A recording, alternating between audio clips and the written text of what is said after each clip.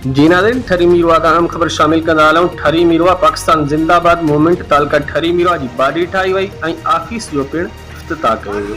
उन मौके ते divisional vice chairman Faisal Shabir Qureshi, ज़िला deputy general secretary Mohammad Danish Qureshi, तालका Merapur chairman Ghulam Sarwar Mughal, vice chairman Mohammad Azeem Noonari, general secretary Zafar Gangro जी निगरानी में पाकिस्तान जिंदाबाद मूवमेंट तालके ठरी मीरवा जी बाडी चूंडी वई, जंहिं तालके chairman Ghulam Shabir Khaskheli, senior vice chairman Parvez Ali Bhatti, vice chairman Mohammad Yousuf Khaskheli, Ghulam Mohammad Jogi, Ata Mohammad sir, मंजूर हुसैन दस्ती, जनरल सेक्रेटरी अला Nawaz, information secretary Ghulam Nabi Islami, coordinator Suleman Shar, Mumtaz Ali Shar, office secretary Yasin Jamri के चूंडियो वियो।